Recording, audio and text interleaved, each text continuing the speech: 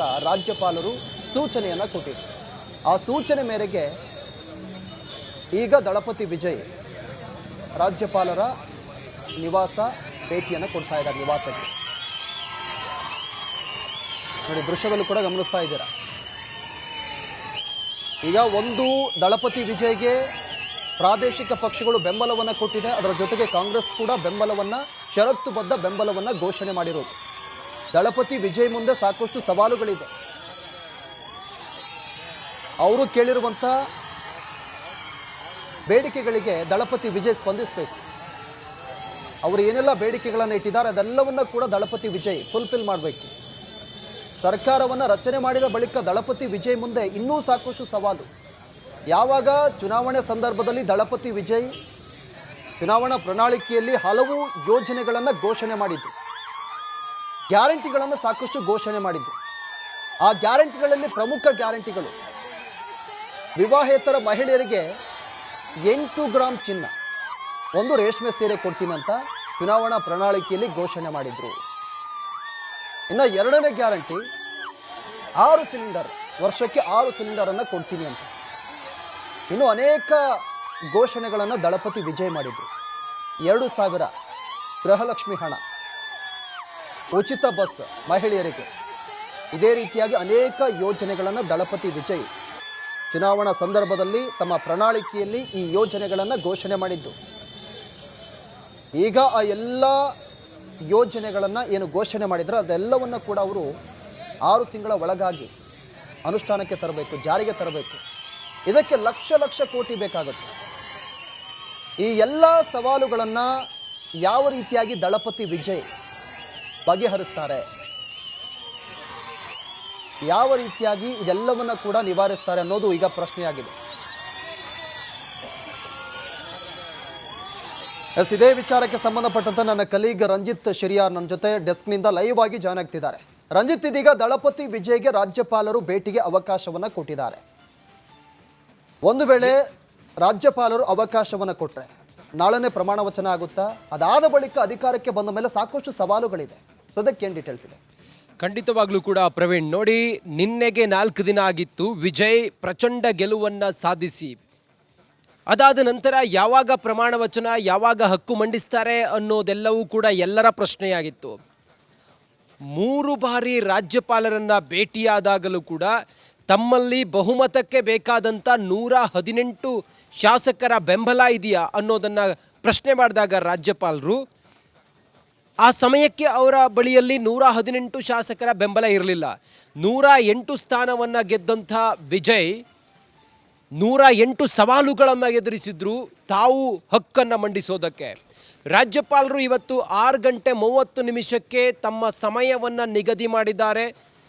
ವಿಜಯ್ 118 ಶಾಸಕರ ಬೆಂಬಲದ ಪತ್ರವಿರುವಂಥ, ಸಹಿ ಇರುವಂಥ ಪ್ರತಿಯೊಂದಿಗೆ ರಾಜ್ಯಪಾಲರನ್ನು ಭೇಟಿಯಾಗ್ತಾ ಇದ್ದಾರೆ. ಬಹುಮತ ನನ್ನಲ್ಲಿದೆ, ನನಗೆ ಪ್ರಮಾಣ ವಚನವನ್ನು ಸ್ವೀಕರಿಸೋದಕ್ಕೆ, ಹಕ್ಕು ಮಂಡಿಸೋದಕ್ಕೆ ಅವಕಾಶವನ್ನು ಕೊಡಬೇಕು ಅಂಥೇಳಿ ವಿಜಯ್ ರಾಜ್ಯಪಾಲರನ್ನು ಭೇಟಿಯಾಗ್ತಾರೆ. ಕೆಲವೇ ಮಿನಿಟ್ನಲ್ಲಿ ಈಗಾಗಲೇ ಲೋಕಭವನಕ್ಕೆ ಆಗಮಿಸಿಯಾಗಿದೆ ವಿಜಯ್. ಲೋಕಭವನದಲ್ಲಿ ರಾಜ್ಯಪಾಲರನ್ನು ಭೇಟಿಯಾಗ್ತಾರೆ. ಕೆಲವೇ ಕ್ಷಣಗಳಲ್ಲಿ ಇನ್ನೇನು ಹಕ್ಕು ಮಂಡಿಸ್ತಾರೆ ಅವರು ಪ್ರಮಾಣ ವಚನವನ್ನು ಸ್ವೀಕರಿಸೋದಕ್ಕೆ. ಮೊದಲಾಗಿ ವಿಜಯ್ 108 ಕ್ಷೇತ್ರಗಳಲ್ಲಿ ಗೆದ್ದಿದ್ರು ಅವರ ಪಾರ್ಟಿ. ಕಾಂಗ್ರೆಸ್ 5 ಕ್ಷೇತ್ರಗಳಲ್ಲಿ ಗೆದ್ದಿತ್ತು. ಅವರು ನೇರವಾಗಿ ವಿಜಯ್ಗೆ ಬೆಂಬಲವನ್ನು ಕೊಟ್ಟಿದ್ದಾರೆ. ಇನ್ನು ಉಳಿದಂತೆ ಮುಸ್ಲಿಂ ಅಂದರೆ ಪ್ರಾದೇಶಿಕವಾದಂಥ ಪಕ್ಷಗಳು 2 ಸ್ಥಾನವನ್ನು ಗೆದ್ದಿದ್ದಾವೆ. ಇನ್ನು ಎಡರಂಗ ನಾವು ಬಾಹ್ಯವಾಗಿ ಬೆಂಬಲವನ್ನು ಕೊಡ್ತೀವಿ ಅಂತ ಹೇಳಿದ್ದಾರೆ. ಇವರೆಲ್ಲರ ಬೆಂಬಲದೊಂದಿಗೆ 120 ಸ್ಥಾನಗಳನ್ನು ದಾಟಿ ವಿಜಯ್ ತಮ್ಮ ಬಹುಮತದ ಪ್ರತಿ ಇತ್ತಲ್ಲ ಆ ಪಟ್ಟಿಯನ್ನು ಇವತ್ತು ರಾಜ್ಯಪಾಲರಿಗೆ ಕೊಡುವ ಮೂಲಕ, ಎಸ್ ಎಕ್ಸಾಕ್ಟ್ಲಿ ನನ್ನ ಹತ್ತಿರ ಬಲ ಇದೆ, ನಾನು ಪ್ರಮಾಣ ವಚನವನ್ನು ಸ್ವೀಕರಿಸ್ತೀನಿ ಅಂತೇಳಿ ಹಕ್ಕು ಮಂಡಿಸ್ತಾರೆ ವಿಜಯ್. ಕೆಲವೇ ಕ್ಷಣಗಳಲ್ಲಿ ಈಗಾಗಲೇ ಲೋಕಭವನವನ್ನು ವಿಜಯ್ ತಲುಪಿಯಾಗಿದೆ. ರಾಜ್ಯಪಾಲರ ಭೇಟಿ ಮಾತ್ರ ಇನ್ನೇನಾಗಬೇಕಾಗಿದೆ. 6:30ಕ್ಕೆ ಸಮಯವನ್ನು ಕೊಟ್ಟಿದ್ರು. 6:30 ಒಳಗಡೆ ಈಗ ಚೆನ್ನೈನ ಲೋಕಭವನಕ್ಕೆ ವಿಜಯ್ ತಲುಪಿಯಾಗಿದೆ. ಎಸ್, ಮುಂದೇನು ಅಂಥೇಳಿ ನೋಡಿದಾಗ ಪ್ರಮಾಣ ವಚನ, ಆನಂತರ ಈ ಪ್ರಾದೇಶಿಕ ಪಕ್ಷಗಳು 1 ಮತ್ತು 2, 3, 4 ಸ್ಥಾನಗಳನ್ನು ಗೆದ್ದಂಥ ಪ್ರಾದೇಶಿಕ ಪಕ್ಷಗಳಿಗೆ ವಿಜಯ್ ಕ್ಯಾಬಿನೆಟ್ನಲ್ಲಿ ಎಷ್ಟು ಸ್ಥಾನ ಸಿಗುತ್ತೆ, ಅವರ ಡಿಮಾಂಡ್ನಂತೆ ಉಪಮುಖ್ಯಮಂತ್ರಿ ಮಾಡಬೇಕು ಅನ್ನುವಂಥ ಚರ್ಚೆಗಳು ಕೂಡ ಇದ್ದಾವೆ. ಇದೆಲ್ಲವನ್ನು ಹೇಗೆ ವಿಜಯ್ ಬ್ಯಾಲೆನ್ಸ್ ಮಾಡ್ತಾರೆ, ಆ ಮೂಲಕ 5 ವರ್ಷಗಳ ಕಾಲ ಸುಭದ್ರ ಸರ್ಕಾರವನ್ನು ಕೊಡಲಿಕ್ಕೆ ವಿಜಯ್ಗೆ ಪಾಸಿಬಲ್ ಇದೆಯಾ, ಇಂಥದ್ದೆಲ್ಲ ಪ್ರಶ್ನೆಗಳು ಮೂಡುತ್ತೆ. ಇನ್ನು ತಮಿಳುನಾಡಿನ ಮಟ್ಟಿಗೆ ನಾವು ಮಾತಾಡ್ತಾ ಹೋದರೆ ವಿಜಯ್ ಕೊಟ್ಟಂಥ ಭರವಸೆಗಳು, ತನ್ನ ಮ್ಯಾನಿಫೆಸ್ಟೋರಲ್ಲಿ ಅವರು ಕೊಟ್ಟಂಥ ಭರವಸೆಗಳು, ಬಂಗಾರದ ಗ್ಯಾರಂಟಿಯನ್ನು ಕೊಟ್ಟಿದ್ದರು, ಹುಟ್ಟುವ ಮಗುವಿಗೂ ಕೂಡ ಚಿನ್ನದುಂಗರದ ಗ್ಯಾರಂಟಿಯನ್ನು ಕೊಟ್ಟಿದ್ದರು, ಮನೆಗೂ ಕೂಡ ಗ್ಯಾಸನ್ನು ಉಚಿತವಾಗಿ ಕೊಡ್ತೀನಿ ಅಂತ ಹೇಳಿದರು.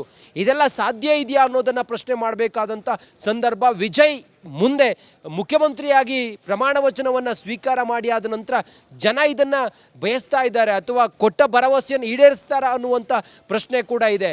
ಇದೆಲ್ಲವನ್ನು ವಿಜಯ್ ಹೇಗೆ ನಿಭಾಯಿಸ್ತಾರೆ, ಜೊತೆಗೆ ತನ್ನ ಜೊತೆಗೆ ಇರುವಂಥ ಈ ಎಲ್ಲ ಮೈತ್ರಿ ಪಕ್ಷಗಳನ್ನು ನಿಭಾಯಿಸಿಕೊಂಡು ಅವರೆಲ್ಲರನ್ನೂ ಕೂಡ ಬ್ಯಾಲೆನ್ಸ್ ಮಾಡ್ಕೊಂಡು ಹೋಗೋದೇ ಈಗ ಹಗ್ಗದ ಮೇಲಿನ ನಡಿಗೆ ಅನ್ನುವಂತಾಗಿದೆ.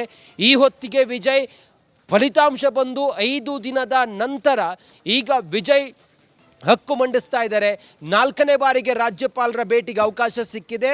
ರಾಜ್ಯಪಾಲರು ಇವತ್ತು ಆ ಪಟ್ಟಿಯನ್ನು ನೋಡಿ ಇವರಿಗೆ ಪ್ರಮಾಣ ವಚನಕ್ಕೆ ಅವಕಾಶವನ್ನು ಕೊಡ್ತಾರೆ. ಬಹುತೇಕ ಇವತ್ತೇ ಎಲ್ಲವೂ ಕೂಡ ಮುಗಿದು ಹೋಗುವಂಥ ಸಾಧ್ಯತೆಗಳು ಕಂಡು ಬರ್ತಾ ಇದೆ.